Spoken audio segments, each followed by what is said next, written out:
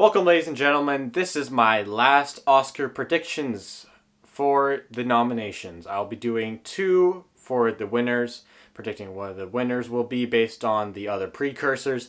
But we got a lot of nominations for precursors and even some award wins for precursors from Critics' Choice and Golden Globes to help us inform us what will be nominated for the Oscars. So what will be nominated for the Oscars? Let's find out. For Best Picture, Nomadland is the new frontrunner in everyone's mind. It's been the frontrunner for me since January. Not to brag, it's just something I thought, and I just happened to be correct. This is all a guessing game. Literally, no one's smarter than anyone else. We're just looking at the precursors and saying, yep, okay, let's put these on. Oh, they didn't send screeners here according to some people. Oh, let's put that there. No one's smarter than anyone else. I'd like to say that first. What I really need to talk about is the last two slots. I believe there'll be 9 nominees. I would really want there to be 10, but there are 4 vying for the last 2 slots because my top 7 listed are locks. One Eye Miami could maybe dip. Very unlikely, though. Very unlikely. It's a lock for adapted screenplay, has a chance at director, and it's also probably going to get a supporting actor nomination, so I would very highly doubt it, but there's a chance. Alright, let's talk about the last 2 slots in the 4 films. Sound of Metal, number 8. Why is it number 8? Well, it's probably getting original screenplay. Maybe not. Could get snubbed by Soul or Judas and Black Messiah. It'll get a Best Actor nomination. Most definitely. It'll probably get a supporting actor nomination. Could be snubbed, but I think it'll happen. It will get an editing nomination. Pretty likely. It'll get a sound nomination. Probably will win that. With that kind of a nomination package, I don't see how you don't put it into Best Picture. The Father, on the other hand, is struggling a little more. I have it number 9. Now, why do you have it above Judas and Black Messiah? Well, let me explain. The Father has Best Actor. Almost definitely. Supporting Actress. Pretty certain. Adapted Screenplay. Pretty good chance. It might get editing. That's pretty much it, but that's still a pretty solid nomination package. Very important to get screenplay and acting nominations if you want your film for Best Picture. Editing's also pretty important, and it might not get that, but if it gets it, I think it's definitely going to be here. Judas and Black Messiah, on the other hand, has a pretty weak nomination package. I'm basing it on that. Obviously, there's a lot of passion for the film. I love Judas and the Black Messiah. I want it to be in here, but I think if they go with 9, it might not be a part of those. It's going to get a Best Supporting Actor nomination. Probably will win that. And it will get a Song nomination. Has a chance at that. Probably will get a Cinematography nomination. Could be snubbed, though. Don't think it'll win. With all those factors in consideration, I just don't know how I put it above something like The Father. If Judas and the Black Messiah can get that last original screenplay nomination away from Sound of Metal, then sure, absolutely. But Shaka King, the director, has been clear he doesn't interested in awards. I know that doesn't reflect on the film as a whole, and apparently the couple of the other writers on the film are advocating hard for this movie overall and for the writing, but I just don't really see it happening.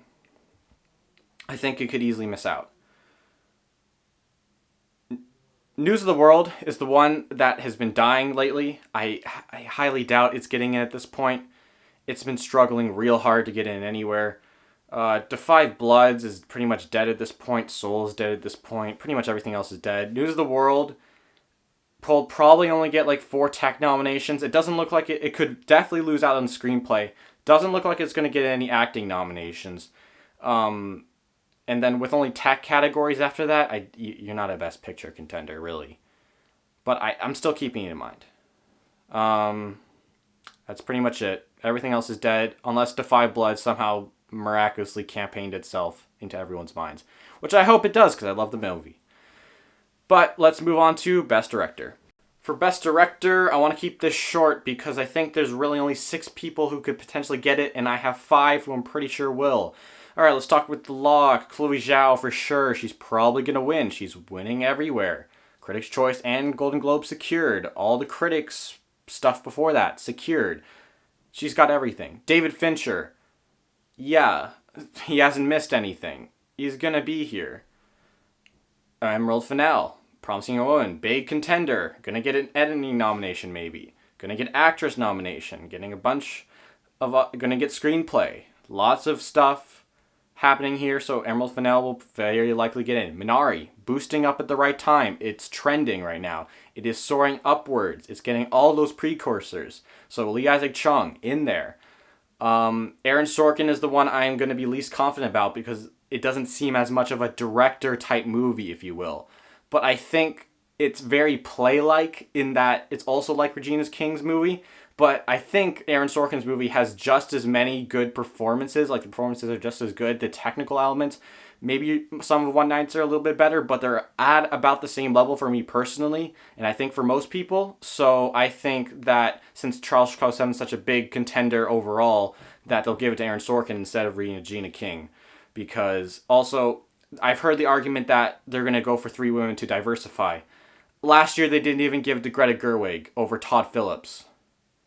For Joker over Little Women, like, there's too many old white men in the Directors Guild. I just gotta face that. 2 women is diverse enough. One of them is Asian. If anyone's trying to play the diversity card, I think they already have enough diversity. And also the DGA nominations were also my top 5. Regina King in there. Florian Zeller maybe could surprise. Shaka King would take a miracle. The Academy would be like, oh, you guys you don't want an awards nomination? We'll give it to you anyways. That would have to be absurd. That would be a complete shock. Spike Lee would also be a complete shock because Defy Blood seems dead everywhere. But has a small chance. Please don't consider it, though. Don't put it in your nominations. Only put those top 6. I'm fine with any variation of those 6. Except Chloe Zhao. She needs to stay no matter what. Best Actress is one of the clearest categories, honestly. I think it's even more clear than Best Actor, even though that didn't seem the case before, but now I do think it is. Because I think no one can really take over these 5 that I have. Andra Day winning the Golden Globe kind of solidified herself as at least a nominee, if not a competitor for the win. Because maybe people will be like, okay, let's give her... that would be another good performance in bad movie. It would kind of be a Glenn Close situation. I'll talk about Glenn Close later. Frances McDormand, for sure. She's been nominated everywhere. Vanessa Kirby. She's also been nominated pretty much everywhere. But people are maybe a little more skeptical because Pieces of Woman hasn't been doing well for anything else. Literally no other nominations. No other nominations even being talked about. But I think they'll still give it to her for sure. Carey Mulligan is kind of reiterated herself as a frontrunner after winning Critics' Choice. Losing that Golden Globe was obviously a hit. But now that she's got the Golden Globe, it'll be fine. She didn't get BAFTA, but that was because the jury was super weird. Viola Davis has been pretty much everywhere. She is a little more iffy because people see her more as a supporting performance, but I'm pretty sure she'll still be here. I don't think Zendaya, who would be the only person I can see taking over any of these people, it probably won't happen. It's very unlikely, so I think these 5 are pretty solid. If it isn't these 5, I'll be very shocked. Sophia Loren's also dead, not happening. Let's move on to Best Actor. I said the actress race was more solid, and it definitely is. Chadwick Boseman's winning this, though. He's winning everywhere. He's getting nominated everywhere. This is not happening. As in, it's happening, for sure. Anthony Hopkins for The Father and Riz Ahmed seem like pretty much locks. The last 2 slots is between Delroy, Steven Yeun, and Gary Oldman, as it always has been. But at this point, Delroy Lindo has showed up nowhere. To Fly Bloods has been struggling to get nominations anywhere. So I really think Delroy is going to be the loser in these, which is unfortunate because I think he deserves it over Oldman. But Oldman's been getting everything, even more than Steven Yeun. So it seems more like a Yeun versus Delroy Lindo battle, which I don't want because I love them both. But at this point, it looks like Steven Yeun being in the movie that's trending upwards. Unlike Defy Bloods has been falling down all award season, Minari's been going up.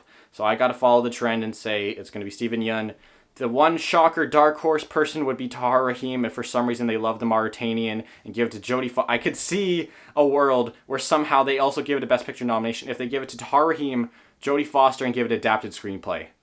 Because that's what I'm thinking for The Father. But if that happens, I'm going to lose my mind. So actually, I'm putting Mauritanian at the bottom of my list. Just in case that wild scenario happens. But it probably won't. Let's move on to Best Supporting Actress. Welcome to the Chaos category. Maria Baklava's gotten everything, so I think she's pretty secure. But of course, she's in the least Oscar-y movie, so people are like, okay, she could maybe get snubbed, and I agree, she could. Glenn Close is number 1 right now. Why? Because if she gets in, considering how much of a mess this category has been, I could see her winning if she gets nominated because they're like, oh, this category is such a mess. Let's just give to Glenn Close. She was nice. She was good. And it's not a bad performance. She's just in a bad movie. And the script is really bad. She's not a bad actress in it. She's good. But the movie kind of sucks, which obviously brings down her performance. But the Academy just might not care. They've given it to people for bad performances before. This might be one of those cases. She obviously also could get snubbed because they're like, oh, Glenn Close, another movie. Hillbilly Elegy's not going to show up anywhere else. This is like the only thing it has a chance at. Yeah, maybe Amy Adams. That would be a very also long shot for actress. Olivia Colman for The Father seems pretty secure at this point. Ye Jung. I'm probably butchering the pronunciation. I'm very sorry. Friend Minari seems pretty secure. So the 5th slot, Amanda Seyfried went from the front runner to basically potentially being snubbed at this point. And since Jodie Foster won a Globe, I'm predicting an Aaron Taylor Johnson situation. Aaron Taylor Johnson won the Globe in 2016 for Nocturnal Animals. He then went on to not get an Oscar nomination, and they gave it to Michael Shannon instead. I could definitely see that situation with Jodie Foster, because I really don't think the Oscars will like the Mauritanian nearly as much as something like the BAFTAs did, or apparently the Globes. But again, that stuff has been happening, so I wouldn't be surprised to see Jodie Foster here. I wouldn't really love it. Apparently, I've heard from friends, she's okay in the movie. Amanda Seyfried's better. She deserves that 5th slot a little more. Not that she's amazing, but she deserves it more. Might not happen. Elena Zangul has a small chance, but she lost Best Young Actor/Actress to Alan Kim. It just kind of shows what kind. I mean, that's Critics' Choice, but also Critics' Choice gave News of the World a nomination for Best Picture, so it kind of shows what ballpark you're playing in. It's like, I don't know if that's a very good nomination. Ellen Bernstein could still surprise, but she's literally gotten no precursors, and is very sad for those people who are passionate about the movie. And when I said Piece of Woman had no shot, this is I kind of meant it because the only other person who has a shot other than Vanessa Kirby would be Ellen Bernstein, and it's a very small shot indeed. It's a very small hole, and she needs to go right through it. But it's extremely tiny. The door is open, just a crack. Let's move on to Best Supporting Actor. I've been saying this for a while, but I think it is Daniel Kaluuya. It still is going to be Daniel Kaluuya. He's gotten the Golden Globe. He's gotten the Critics' Choice locked up. He showed up at the BAFTA, which I guess was a rarity. Anyone who showed up at the BAFTA, maybe you can kind of consider them good because they were so good that they went, they got over the people for the indie BAFTA picks from the jury. So I don't know how influential is that jury. We'll have to see. Leslie Odom Jr. for One Night in Miami. Pretty locked. So is Sacha Baron Cohen. They haven't really missed anything. I don't really see them not getting it in. Chadwick Boseman for Da 5 Bloods. I think they'll honor him again. He deserves to be honored. It's a good performance. It's a small one, which is why I don't think it belongs in this category. It's not even really has enough screen time to be supporting. It'd be one of the shortest performances to get in. But at this point, he's really good in it. He's really good in Ma Rainey, and I think there'll be enough passion for him overall that they'll be like, just honor him with the double nomination. Paul Raci is the guy who could also get snubbed. Also Chadwick could. But I think Sound of Metal is going to get enough passion and love that he'll get in. And he got in the BAFTA. Not that that really matters. He got in Critics' Choice. I think he has enough momentum to sneak in here. Jared Leto could still happen, and Alan Kim's could still happen. Alan Kim has been rising. He got in at the BAFTA, which is why some people think he might get this, really, because there's no other nomination that really justifies this, because he only got Young Actor/Actress at Critics' Choice, and he hasn't been anywhere else. And other than Minari trending, that is a long shot. Jared Leto got SAG and Golden Globe. That's more precedented, but I think any hype the Little Things had for score or supporting actor is dead, because that movie's dead. It's like, no, everyone's already forgotten about it. Some people maybe have still put in their predictions, but I believe Academy members have forgotten it. It's Warner Brothers really shouldn't be focusing. They should be focusing more on Tenet than the Little Things. And apparently they're dropping the ball on Tenet. So they dropped the ball on Tenet. There is no way the Little Thing shows up in supporting actor or score. That's my sincere belief. If it does happen, well then, if somehow the Little Things gets like more nominations than Tenet, I would be extremely confused. Now, with Emerald Fennell getting the win at the Critics' Choice, she's definitely competing for this a lot more than maybe people thought originally. Promising Young Woman is definitely trending well. It's going up, but I still have Charles Chicago 7. Why? Because it's Aaron Sorkin giving one of his better scripts. He won the Golden Globe. I mean, that was kind of obvious. We know the Golden Globes love Aaron Sorkin. I mean, they give him the win for Steve Jobs, even though that didn't even get nominated at the Oscars. Jack Fincher for Mank hasn't missed anything. Lee Isaac Chung for Minari, definitely happening. Emerald Fennell, as I said, Promising Young Woman will happen. So those 4, pretty much locked. I'd be extremely surprised if any of them aren't there. Darius and Abraham Martyr for Sound of Metal. Since it is an original, I wish it was adapted because it was adapted. They did the Whiplash thing. They both have drums because they made a short film and then adapted it into a feature length. So they called that adapted when in the case of Whiplash. In this case, they're calling it an original when you actually want it to be. Yeah, so I think it will get that last slot. Now, there is definitely a chance Soul or Judas and the Black Messiah could happen, because Judas and the Black Messiah, a movie that people love, people want in this category, but how many Academy members, how many writers members want, how many people the writers branch want it here? Not sure there's enough. It doesn't seem like there's a ton of indication. It did get WGA, but I don't think it showed up anywhere else for Screenplay. I don't think even at the Critics' Choice. I might be wrong on that.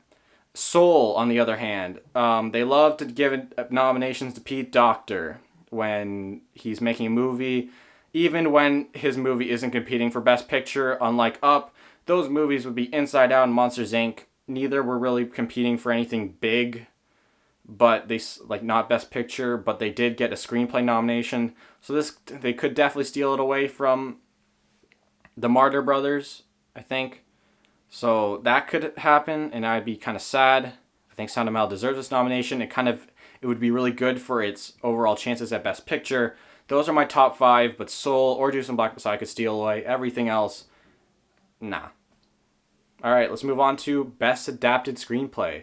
Here again, the 5th slot is always the problem in almost every single category. I'm more sure about original screenplay for sure, as far as the 5th slot goes, because I think News of the World, which is currently my 5th slot, could easily be snubbed. I think the top 4 are pretty locked. The Father would be the most iffy of those, considering it hasn't got a ton of nominations, but I think it's really going to be there. It has a lot of love for people who have seen it, and if they didn't screw up their screeners, it will be here. And while they have screwed up before, as in it hasn't been showing up in other places, I'm hoping they didn't drop the ball in the Oscars, because apparently the movie's good. Can't say from my own personal self. Chloe Zhao for Nomadland, because it's the Best Picture front runner. It won Critics' Choice. It's kind of been the one that people are like, okay, let's give it to this. One Eye Miami and Ma Rainey's Black Bottom neither really have the same, oh, this screenplay is amazing, let's give it to it, come on, let's do it. No one's really saying that. So I don't think those will win. They'll probably get nominated. Go back to the 5th slot. It could be 4 different things, I think. Could be News of the World for sure. That's what I'm predicting right now, because it's a safe prediction. Could be Borat's subsequent movie film for sure. It got a nomination before. They could do it again. It's kind of been the trend, let's give Borat the same awards it got before. Golden Globe for Sacha Baron Cohen and the movie. I guess let's give it adapted screenplay. Why not?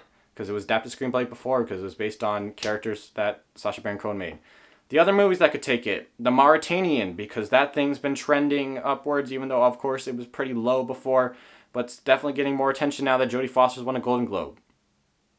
I have more thoughts on that later. The White Tiger, which I think really could happen because it got the WGA. It showed at a BAFTA, and that was the general vote. Like, all of the people at the BAFTAs agreed that White Tiger was one of the top 5 adapted screenplays of the year. And it's not a British film. Is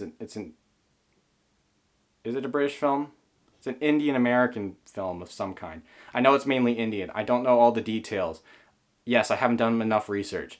But I really think that could overtake it, but it could be any of those things. I'm staying with News of the World to be safe.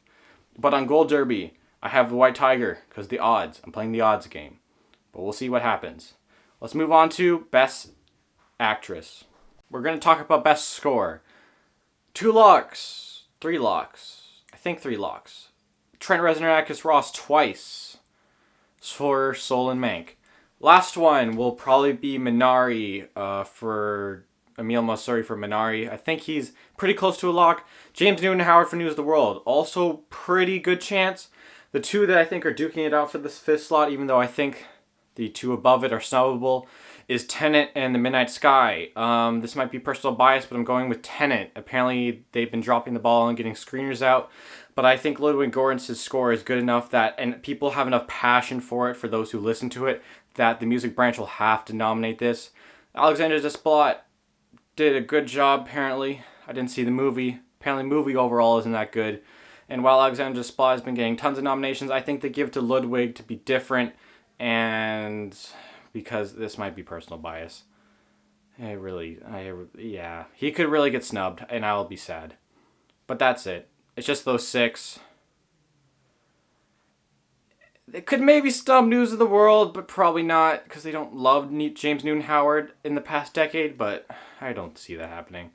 Let's move on to Best Animated Feature. So, since I've been predicting this for the last 2 months, I thought it'd be funny just to put the 5, because Shaun of the Sheep. Who's seen Shaun of the Sheep? If you've seen Shaun of the Sheep, you're probably lying. If you have seen Shaun of the Sheep, please let me know in the comments, and we'll have a discussion. But no one has seen Shaun the Sheep. I'm pretty sure no one's seen Shaun the Sheep. It did get an Annie nomination in the indie category, and it got a couple other things, but I don't think that'll happen. Over the Moon would be probably number 4, because Onward seems too much of a lock. It got nominated at BAFTA, it got everything, as well as Soul. Soul's going to win this, for the record. I don't think anything else is going to beat it. Wolfwalkers will also get nominated. I don't think anything's going to beat it. It's been nominated everywhere. It got the BAFTA as well. So I think those 3 are locks. I think Over the Moon could potentially be swapped out for Shaun of the Sheep. Probably would be The Cruise 2 if it gets swapped out, but I think it's just those 5. I mentioned the Shaun of the Sheep because there's a chance. I don't think it'll happen, though. Those are my Oscar 5. They have been for a while. They are staying that way. Let's move on. Cinematography. Wow, this has gotten real boring because the American Society of Cinematographers declared Cherry one of the best filmed films of the year. A Russo brothers production.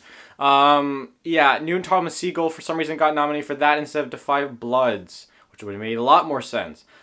It did clarify the top 3 though. Darius Wolski for News of the World, Eric Messerschmidt for Mank, and of course the winner, future winner, who's a great man, he's cool, Joshua James Richards. He was on the Deacons podcast and his British voice sounds very cool, so definitely a guy I want nominated, and he will be. He'll probably win. The last 2 slots I'm definitely not sure of. I could definitely go 3 for 5 here, but right now I'm putting in Juice and the Black Messiah, Sean Bobbitt. They've been nominating him never. They owe him. They owe him a nomination at least for Juice and the Black Messiah. So I think it will get in there, especially if Juice and the Black Messiah gets enough passion that they nominate everywhere. I think it will be here. The 5th slot is where I'm definitely not certain at all because the Charles Chicago 7 got nominated at the AASC. And no one was really expecting that. I'm putting it in my 5th slot because Gold Derby odds. I got them at 100 to 1, so I'm putting them in. Again, Tenet's apparently been dropping the ball on screeners, so Hoyt Van Hoytman could make it on his name alone, but he's only gotten 1 other nomination, so his name's not that big, even though obviously he hasn't really been in the industry too long, but obviously he got nominated for Dunkirk. The other 2 things that could happen, one of Newton Thomas Siegel's things could sneak in. Cherry could somehow miraculously sneak in. Defy Bloods could still sneak in. Minari could still sneak in.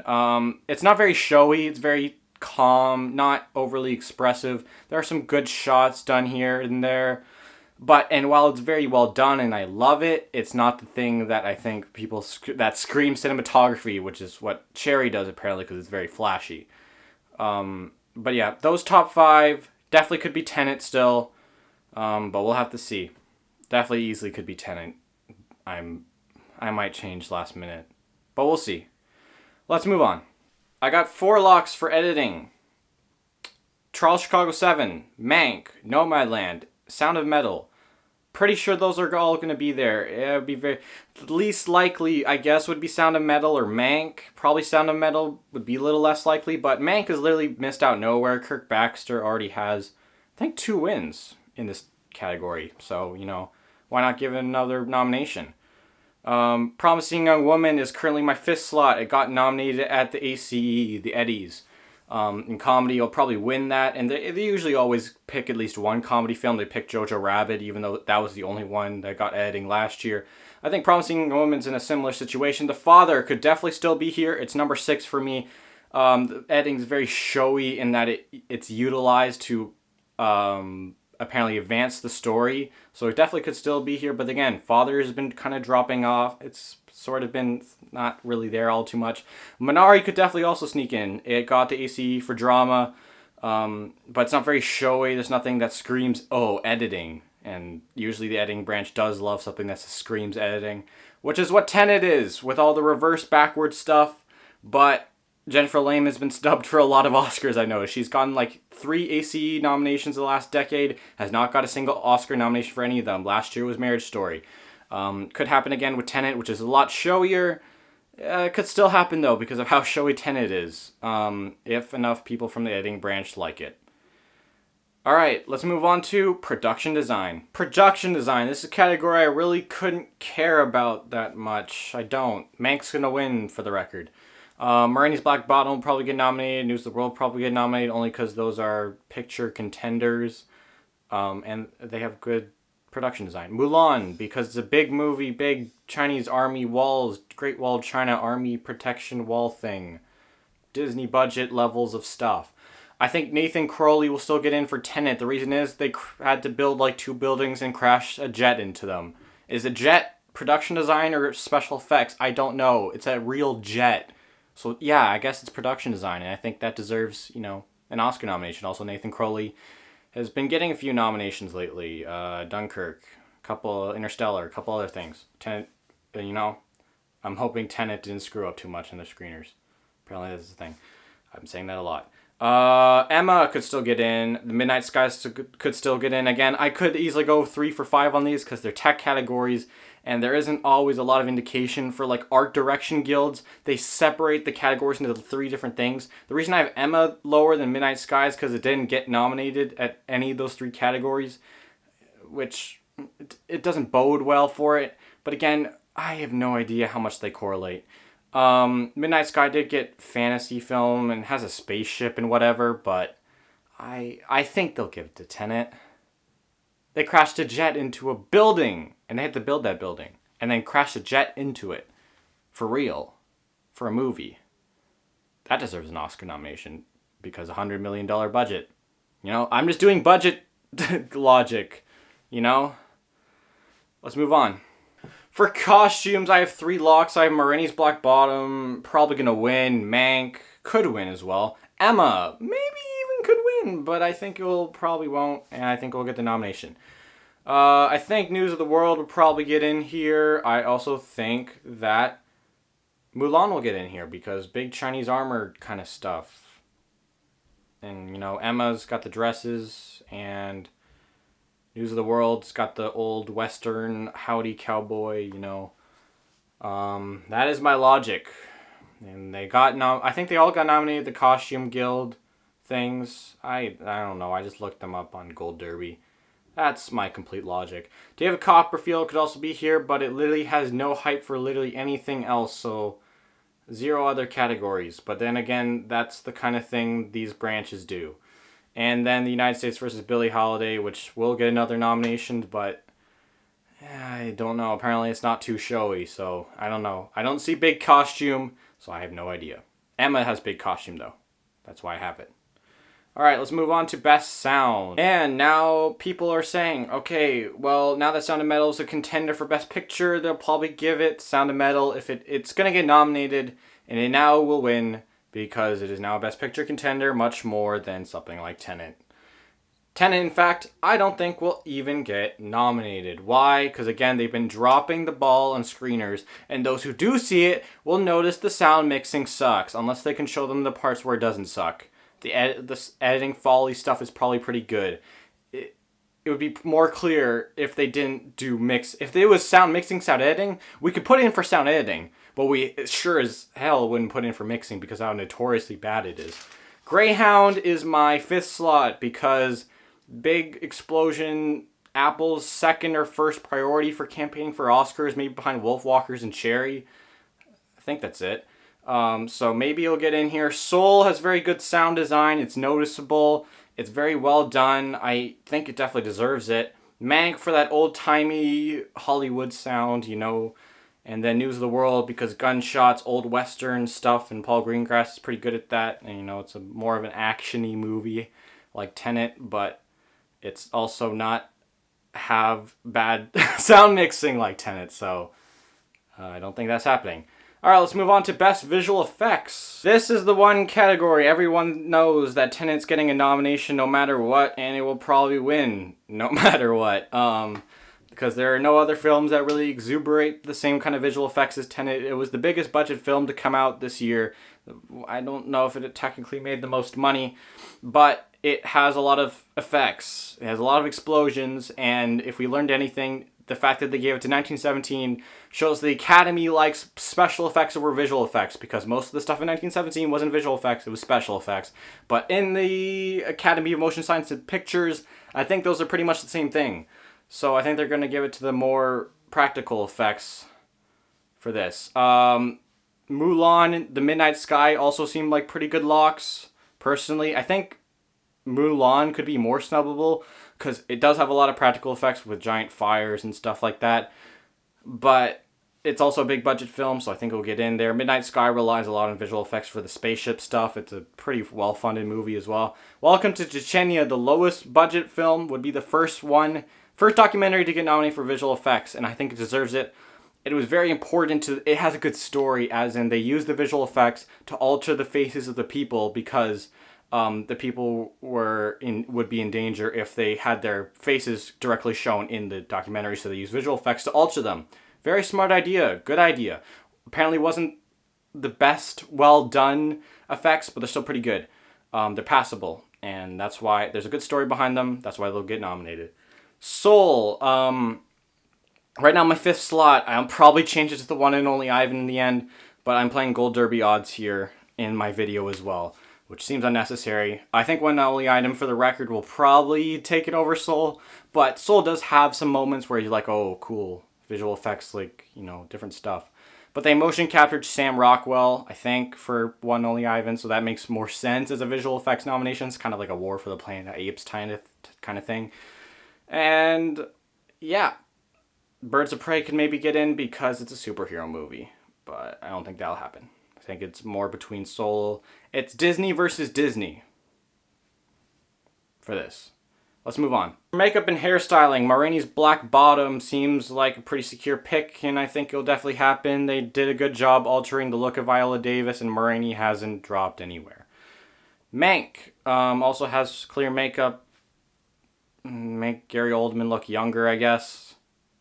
But I don't know. He might not have been the best casting choice for that reason. They had to put too much makeup on him. Hillbilly Elegy, again, definitely does a lot with the makeup. Makes Glenn Close look very old, very hillbilly, to use the term of phrase. Birds of Prey, I think, will also probably get in here. It's like my fourth slot, I think. I don't remember these things. I write them in the editing room. Yeah, I'm not a great producer of these videos. But yeah, there's very showy stuff. I think Suicide Squad got this nomination, so Birds of Prey makes sense to get this nomination as well. My last slot, I have Pinocchio, because, I don't know, they made him into a wooden boy, and apparently that took makeup, because it obviously was on the short list, so it makes enough sense. Emma could maybe get in here. Apparently there's, I don't know, I looked at some of the images, didn't scream to me any makeup or hairstyling stuff, other than maybe some of the hairstyling, but I don't really see the makeup part. Jingle Jangle apparently has very expressive makeup and hairstyling, but it's like 15 on Netflix's things to campaign for, so it doesn't feel like it will get that much priority, especially for such a minor category. And, you know, usually films that have small budgets to campaign for this kind of stuff will, you know, get in. But then again, sometimes campaigning isn't necessary. Netflix clearly doesn't do that, though. They sent out Roma pillows. Let's move on to Best Original Song.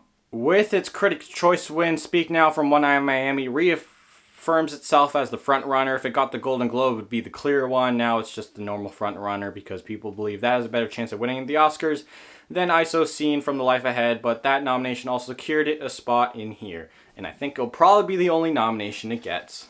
Because Sophia Loren ain't going nowhere and there's literally no other place it can get a nomination. Fight for You from Judas and the Black Messiah. That movie obviously has a lot of passion. Her performed at the Super Bowl. She's been doing good enough publicity from what I've seen. And, Warner Brothers won't probably drop the ball on that. Hear My Voice for Charles Chicago 7 because it's a decent song. It's fine. I don't hate it.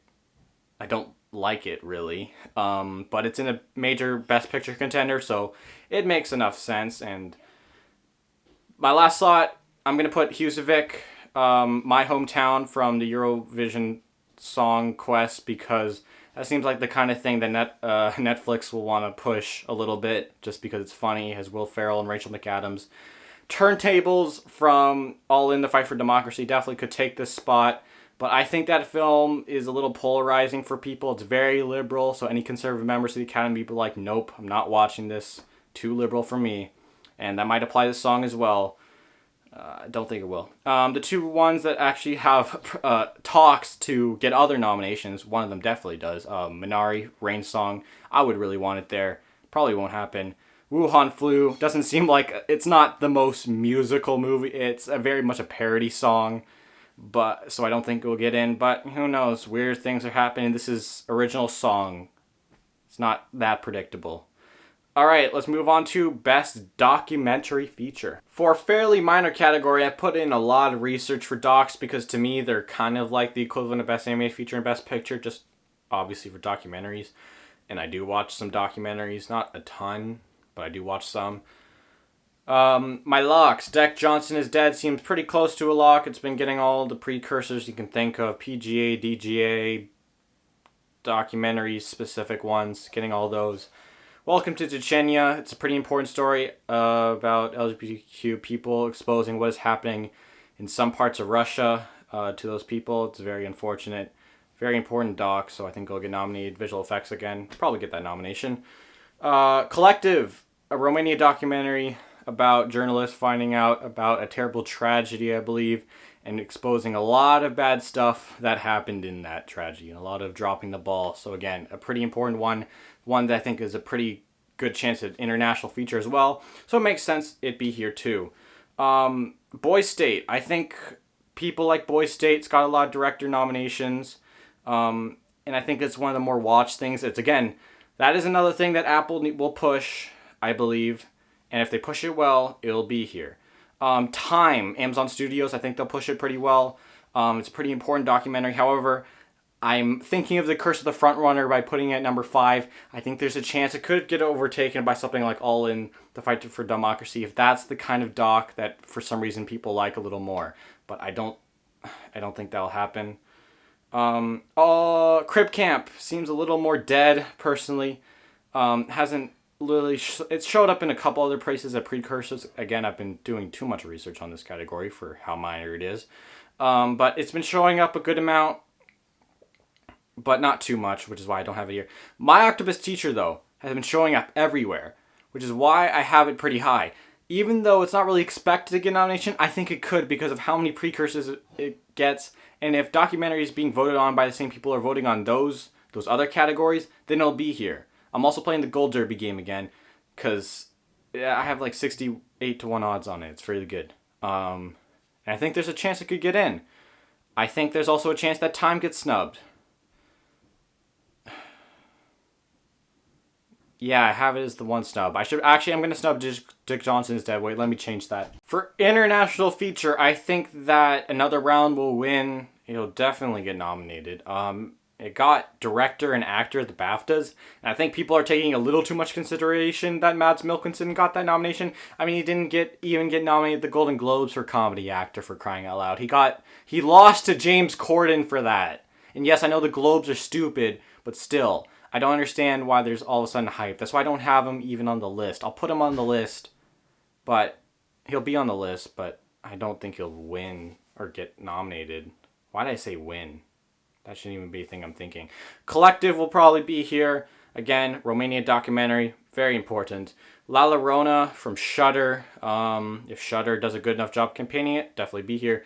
Kuvasida got a nomination for director at the BAFTAs, so that was a good little publicity boost. Not a boost of actual votes, probably, because the jury system of the BAFTAs. But that nomination makes me pretty confident it's probably going to be here. Alternates, Dear Comrades, I think has the best chance of out of anything else. It's shot in 4:3. It would be the dark horse for cinematography as well. I forgot to mention it. It's a dark horse. You can't even pick it on Gold Derby for crying out loud. But it's the kind of thing that's black and white in 4:3. But it doesn't nearly have as much acclaim as something like Ida or Cold War or The Lighthouse. So I don't think that'll happen. Night of Kings would be the other one. I don't know too much about these movies. And then I'm No Longer Here. I do like the movie. I think it should get in. I haven't seen the other ones. I don't think it'll happen. Two of Us, I'm pretty confident on, but there is also some stuff it hasn't apparently gotten as much acclaim as the other ones in this category. So I think I'm going to put it at 5. I think it's maybe the most likely to be snubbed other than La Llorona. Kuvasida, I'm pretty sure is in there, even though apparently La Llorona is also more of a horror film and people usually stray away from that. But this is international feature. They do whatever the heck they want. Alright, let's move on to the short, starting with animated, which I've been doing for the past 2 months because I'm an early bird. Since this movie video has been too long, let me get this over with. It's going to be a movie if I keep talking this long. If Anything Happens, I Love You from Netflix. They'll push it. It'll get in. It'll win. I'm pretty sure. This feels like a good opportunity to not give it to Pixar. Out, well, it's a more revolutionary thing. It's about a guy coming out to his parents. I don't think it's important enough as If Anything Happens, I Love You. I mean, that movie made me weep tears. Burrow will be here because it was the thing before Soul. They usually do that. The Snail and the Whale because it got a nomination at the Annies for special production, and Sally Hawkins was involved in the project, so, big name, get it in here. Speaking of a big name, not that he's exactly a big name, but the director of Opera, which I have at the 5th slot, is an animator for things like Inside Out. He's an animator for Pixar. Need I say more? I think it's not Pixar, but they'll nominate the guy who does Pixar. I feel like he's a bigger name in the industry than whoever did Kape Mahu, which is right now 5 at Gold Derby. I don't know. The animation style is not too appealing. The story matter doesn't seem that important. It's about Native Hawaiians, which I think will be important to some people, but I don't think enough people. And the animation style, again, not too appealing. And there's no big names involved, so that's why I have it 6. To Gerard from DreamWorks could happen, maybe, because the only reason I'm putting it is because it's DreamWorks. But apparently DreamWorks shorts don't get nominated because it's really low on Gold Derby. That's why I'm not predicting it anymore. Alright, let's move on to Doc. I lied, we're doing live action. The Human Voice is my current number 1. I think it'll win. It'll probably get nominated. Has Tilda Swinton in it, has Almodovar, the guy who did Pain and Glory, which got Antonio Banderas, a nomination. So I think it'll get in. It's a COVID project. They'll be like, that's nice. The Letter Room because it has Oscar Isaac involved. Again, I'm doing this based on big names. I think that's the best logic you can go with these kinds of shorts. Two Distant Strangers because it has important subject matter about police brutality, and apparently the people are very good in it. Dai because the name sounds good, sounds foreign, sounds important. I'm sorry, I don't know anything else about the movie because these are shorts, I haven't seen them. And then Wide Eye because it is one take. Move on to Doc. Doc, I usually just go based on what has the most interesting name / more important sounding name. In this case, I'm going with Abortion Helpline, This Is Lisa, because it has an interesting title. I think it will get nominated. It sounds like the kind of thing they'll need to nominate. A Love Song for Latasha is pretty high, apparently, on Gold Derby. Again, this is mostly Gold Derby stuff. Speed Cubers, because it sounds cool and it's made by Netflix. It's not in top 5 on Gold Derby. This is the one that I'm like, maybe they'll give it to it because of that. Hunger Ward, because it sounds important again. And I don't know, it should be well done. And the last one I have is Concerto is a Conversation. I think could easily be snubbed. So could Speed Cubers for What Would Sophia Loren Do and whatever else I have up here. These are shorts. I don't remember them, okay? I need to finish this video. Let's get to the outro.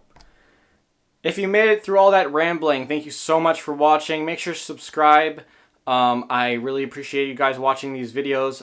This is my last Oscar predictions before the Oscars, because obviously by the time you're seeing this, it's probably the morning before or 2 nights before the Oscars.